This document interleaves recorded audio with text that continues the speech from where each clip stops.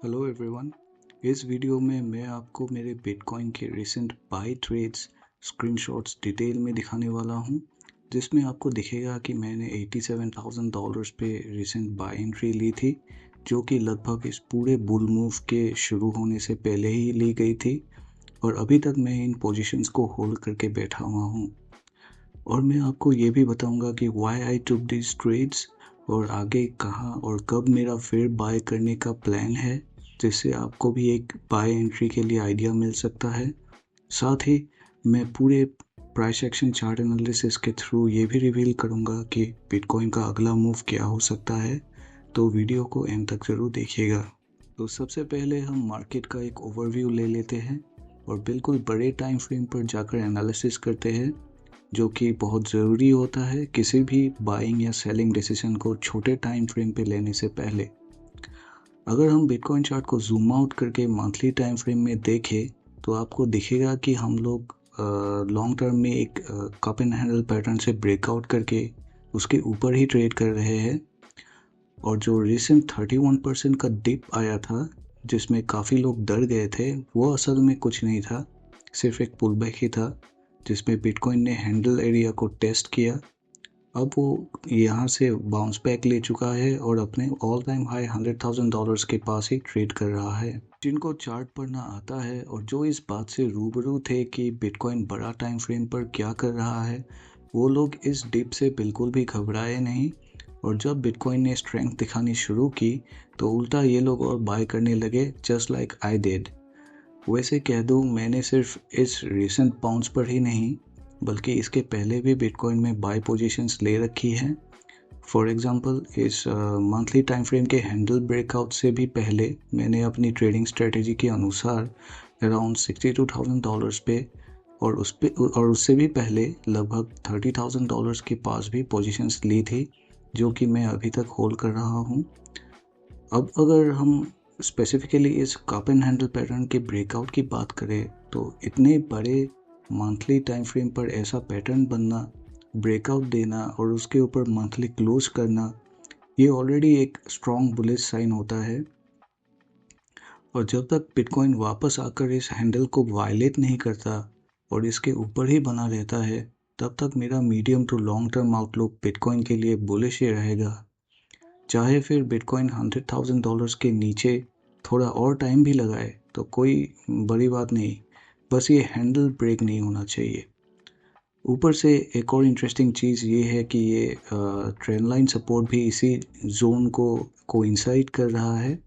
वैसे मैं personally trend lines का यूज़ नहीं करता, लेकिन अगर आप चाहे तो रेफरेंस के लिए इसको भी कंसिडर कर सकते हो।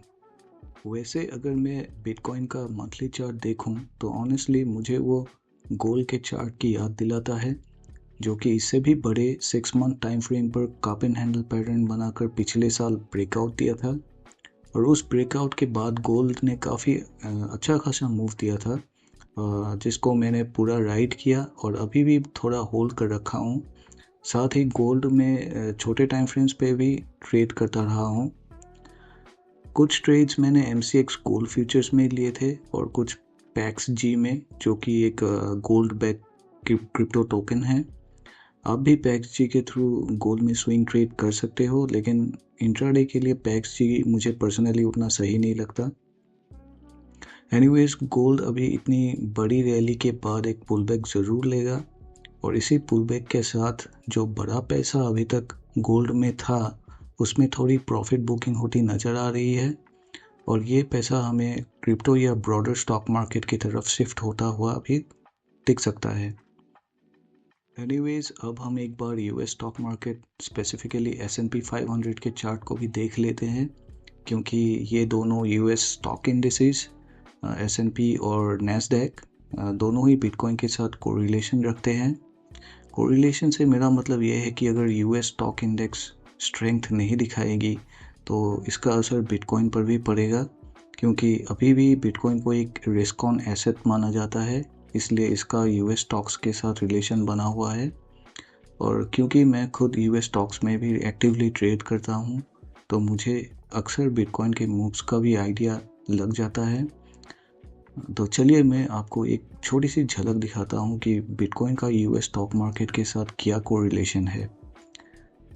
जैसे कि आप इस चार्ट में देख रहे हैं, ये yellow line US stock index Nasdaq का प्राइस परफॉर्मेंस दिखा रहा है और देखिए कैसे बिटकॉइन का चार्ट बिल्कुल नैस्डैक के साथ क्लोजली कोरिलेट कर रहा है। दोनों साथ साथ ऊपर और नीचे मूव कर रहे हैं। अब दोनों कितना ऊपर या नीचे जाएगा इसमें डिफरेंस हो सकता है। कभी कभी ऐसा भी होता है कि नैस्डैक बिटकॉइन को आउट परफॉर्म कर रहा हो, जैसे कि यहाँ आप देख सकते हैं नैस्डैक ने अपना नवंबर 2021 वाला ऑल टाइम हाई जनवरी 2024 में ही तोड़ दिया था, पर बिटकॉइन तब लैग कर रहा था और बिटकॉइन अपना नवंबर 2021 का टॉप जो $68,000 के आसपास था उसको तब तोड़ नहीं पाया था। In the same way sometimes ऐसा भी हो सकता है कि बिटकॉइन नैस्डैक को आउट परफॉर्म कर रहा हो, जैसे कि अभी हो रहा है। जो रिसेंट पुल बैक नैस्डैक और बिटकॉइन ने साथ में लिए थे, उसमें आपको दिखेगा कि नैस्डैक ने अपना अगस्त 2024 वाले प्रीवियस लो को वायलेट करके नीचे जाकर उसके बाद फेक आउट किया। लेकिन बिटकॉइन ने उस वक्त अपने प्रीवियस लो को टच करना तो छोड़िए, उसके आसपास भी नहीं गया। बिटकॉइन अपने प्रीवियस हाई से सपोर्ट लेकर के ही अभी बाउंस बैक कर रहा है। ये रिसेंट प्राइस एक्शन क्लियरली दिखाता है कि फिलहाल बिटकॉइन नैस्डैक से भी ज़्यादा स्ट्रॉन्ग परफॉर्म कर रहा है। इसका मतलब ये है कि big money is currently pumping Bitcoin harder than the stock market, and if this trend continues, bitcoin की परफॉर्मेंस को और भी ज़्यादा बूस्ट मिल सकती है। पर अगर S&P 500 में वीकनेस आई और वो नीचे गिरने लगा तो बिटकॉइन चाहे जितना भी स्ट्रॉन्ग हो ऊपर जा नहीं पाएगा।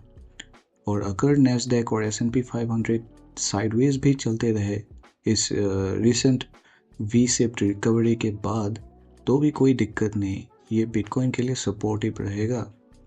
तो जितना कोरिलेशन मैंने आपको अभी तक दिखाया वो क्लियरली प्रूव करता है कि यूएस स्टॉक मार्केट और बिटकॉइन के बीच डीप कनेक्शन है और ये कोरिलेशन समझना बहुत ज़रूरी है। लेकिन यूट्यूब में बहुत लोग एनालिसिस के नाम पे कुछ भी देख रहे होते हैं।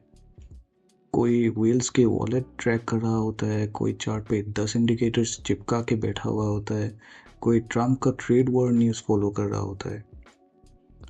खासकर न्यूज़ को तो खासकर अटेंशन देना ही नहीं चाहिए। प्रो ट्रेडर्स ट्रेड करते टाइम न्यूज़ को सबसे ज़्यादा दूर रखते हैं। न्यूज़ का इतना फॉलो करना लिटरली सेंस नहीं बनाता। एक सिंपल रीज़न तो ये है कि न्यूज़ होते ही मासेस को मैनिपुलेट करने के लिए है। और भी काफ़ी रीजंस है, स्ट्रॉन्ग रीजंस है न्यूज़ को दूर रखने की, जो मैं अपकमिंग वीडियोस में डिटेल में एक्सप्लेन करूँगा। आई प्रॉमिस वो वीडियोस आपकी आंखें खोल के रख देंगी। Anyways, coming back to the point, correlation को समझना ज़रूरी है क्योंकि क्रिप्टो मार्केट को सिर्फ बड़े प्लेयर्स ही मूव कर सकते हैं और ये लोग बिटकॉइन को यूएस स्टॉक मार्केट के साथ लिंक करके चला रहे हैं। हमें भी वही देखना और समझना चाहिए, पर यूट्यूब पे इसके बारे में ज़्यादा बात नहीं होती। अगर किसी भी मार्केट में ट्रेड करना है तो कोरिलेटेड मार्केट्स का एनालिसिस करके एडिशनल कंफर्मेशन लेना सीखिए। फॉर एग्जांपल, अगर मुझे सिल्वर में ट्रेड लेना है तो मैं गोल्ड का चार्ट भी ज़रूर देखूंगा because of correlation between the two. मान लो मुझे सिल्वर में एक स्ट्रॉन्ग स्विंग सेटअप मिल गया, लेकिन उसी वक्त गोल्ड नीचे नोज डाइव मारने की तैयारी कर रहा है, तो मैं वो ट्रेड लूँगा ही नहीं। मुझे हाई प्रोबेबिलिटी सेटअप्स ही लेना है। सब स्टैंडर्ड या लो क्वालिटी लो प्रोबेबिलिटी सेटअप में ट्रेड लेकर जुआ नहीं खेलना। और प्रो ट्रेडर्स भी वही करते हैं, वो हर सेटअप में ट्रेड नहीं लेते। सेटअप की क्वालिटी, ट्रेंड डायरेक्शन, कोरिलेशन जैसे फैक्टर्स बहुत इंपॉर्टेंट होते हैं। इन टॉपिक्स पर भी मैं फ्यूचर में डिटेल वीडियोस बनाऊंगा और अगर आपको ऐसे ही इंफॉर्मेटिव और अच्छे वीडियोस देखने हैं तो चैनल को सब्सक्राइब और वीडियोस को लाइक ज़रूर करें। More such videos are coming. तो ये जो medium to long term overview था वो मैंने आपको दे दिया for both bitcoin and the stock market. अब मैं वापस चलता हूँ बिटकॉइन के चार्ट पे, जहाँ हम शॉर्टर टाइम फ्रेम्स की एनालिसिस करेंगे और साथ ही मेरे रिसेंट बाय ट्रेड्स के जो स्क्रीनशॉट्स है उनके बारे में भी बात करेंगे।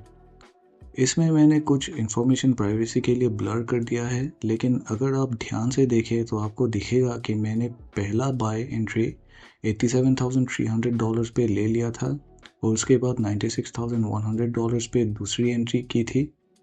अब मैं आपको एक्सप्लेन करता हूँ कि मैंने ये ट्रेड्स क्यों लिए।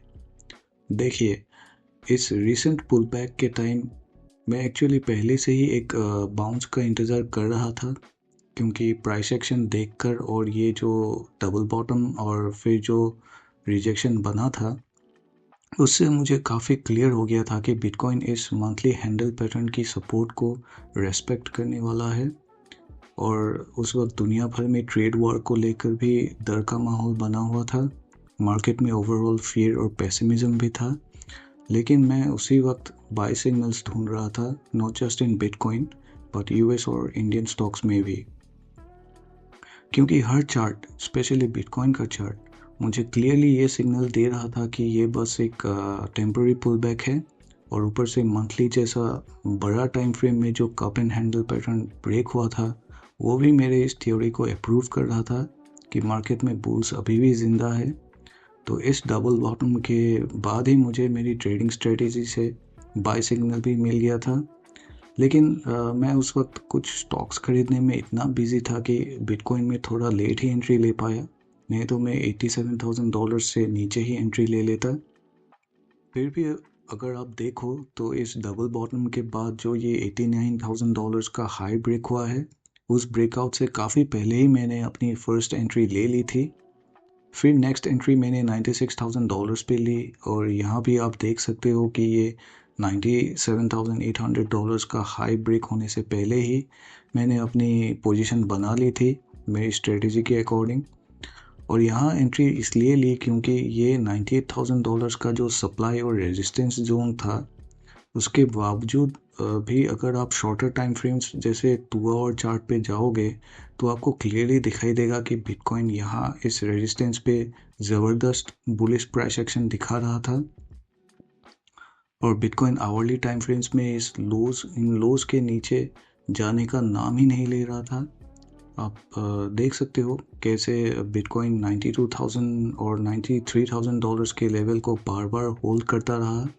इसका मतलब ये है कि जो सप्लाई पहले यहाँ ऊपर एग्जिस्ट करती थी वो अब ऑलमोस्ट गायब हो चुकी थी। इस सप्लाई जोन के लिए अब बिटकॉइन को नीचे होल्ड करके रख पाना मुश्किल हो गया था।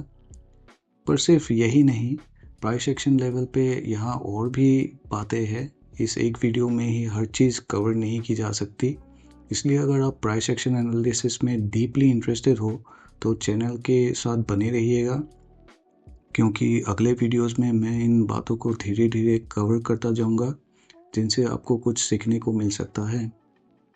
एनीवेज, अभी अगर आप देखो तो ये $105,000 के लेवल पे भी कुछ सिमिलर प्राइस एक्शन ही देखने को मिल रहा है। ये जो रेंज है ये बन रहा है ऑल टाइम हाई और ओल्ड हाइस की सप्लाई या रेजिस्टेंस जोन्स के पास। अगर ये जोन भी पहले वाले जोन की तरह बिटकॉइन को ज़्यादा देर तक रोक नहीं पाता और बिटकॉइन यहाँ भी आवरली टाइम फ्रेम्स के लोज जैसे कि $100,000 को ब्रेक नहीं करता, तो ये और भी ज़्यादा बिटकॉइन की स्ट्रेंथ को कंफर्म करेगा।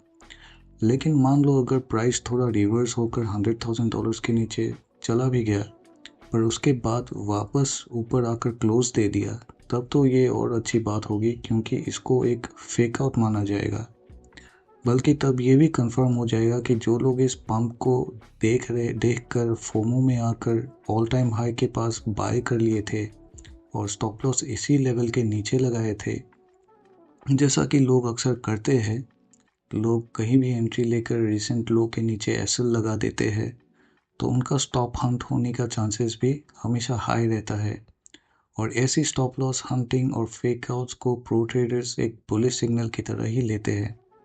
और ये चीज़ मार्केट में बार बार होती है, क्योंकि जो बड़े प्लेयर्स हैं उनको पता होता है कि उनको जो लिक्विडिटी चाहिए बल्क में बाय करने के लिए, वो लिक्विडिटी उन्हें तब मिलती है जब लोगों के स्टॉप लॉसेस हिट होते हैं या लेवल्स फेक आउट होते हैं।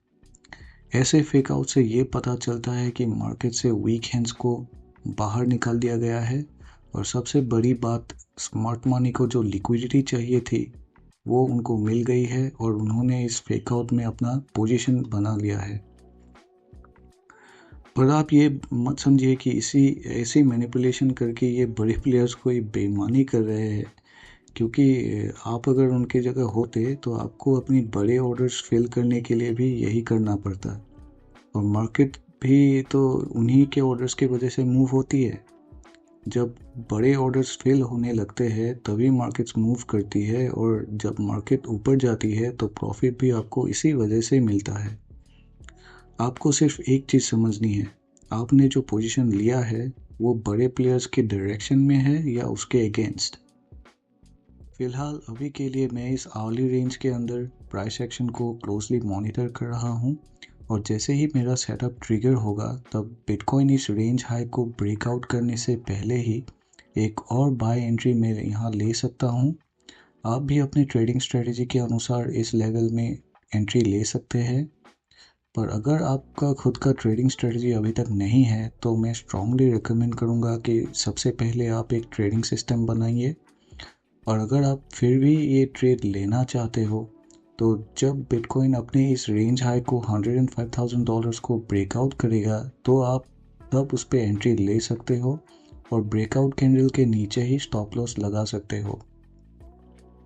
मैंने यहाँ आपको एक सिंपल सेटअप एंट्री के साथ दे दिया है, फिर भी मैं आपको रेकमेंड करूँगा कि आपके पास अभी एक स्ट्रेटेजी या फुल ट्रेडिंग सिस्टम नहीं है तो ज़रूर बनाइए, क्योंकि बात सिर्फ ट्रेड में एंट्री लेने की नहीं है, और बहुत सी बातें हैं, जैसे कि अगर ट्रेड आपके फेवर में ना जाए तो आपको ये पता होना चाहिए कि उसको मैनेज कैसे करा जाए, और ये बातें सिर्फ खुद की स्ट्रेटजी होने वाले लोगों को ही पता होगी। और हाँ, लॉन्ग टर्म इन्वेस्टिंग के नाम पे बिना स्ट्रेटजी और स्टॉप लॉस के कुछ भी यूं ही मत खरीद लीजिएगा। आप चाहे किसी कॉइन को बाय करके 1 या 1.5 साल के लिए होल्ड करने वाले पोजिशनल ट्रेडर हो, या सिर्फ 2 मिनट के लिए किसी कॉइन को होल्ड करने वाले इंट्राडे ट्रेडर हो, और दोनों ही केस में आप ट्रेड ही कर रहे हो। फ़र्क सिर्फ होल्डिंग ड्यूरेशन का है, इसलिए एक ट्रेडिंग सिस्टम होना सबके लिए ज़रूरी है। आपने यूट्यूब पे बहुत बार सुना होगा कि डॉलर कॉस्ट एवरेज कर लो, DCA कर लो। बहुत पॉपुलर है ये यूट्यूब पे ये कॉन्सेप्ट, लेकिन मैं इन कन्वेंशनल अप्रोच या कहीं सुनी बातों से एग्री नहीं करता, specially in case of crypto and all coins. आप ऐसा मत समझे कि आपका होराइजन लॉन्ग टर्म का है तो आपको कोई स्ट्रेटजी और स्टॉप लॉस और रिस्क की समझ की ज़रूरत ही नहीं। और इसी सोच की वजह से लोग क्रैशेस के दौरान पोर्टफोलियो में 70 से 80% का लॉस लेकर बैठे रहते हैं, और फिर उसके बाद किसी दूसरे कॉइन्स में अगर अच्छा मौका आता भी है तो कॉन्फिडेंटली खरीद नहीं पाते और हिम्मत नहीं होती। इस टॉपिक पे मैं एक वीडियो भी बनाऊंगा कि शॉर्ट टर्म ही नहीं, लॉन्ग टर्म इन्वेस्टिंग के लिए भी स्ट्रेटजी और रिस्क मैनेजमेंट क्यों इम्पोर्टेंट है।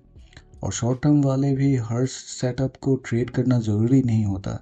फॉर एग्जांपल, इस वक्त जब मार्केट एक क्लियर बुल ट्रेंड में है, मैं किसी भी हाल में शॉर्ट सेलिंग नहीं करने वाला, चाहे स्विंग हो या इंट्राडे, क्योंकि फ्रेंकली उसका कोई लॉजिक नहीं बनता।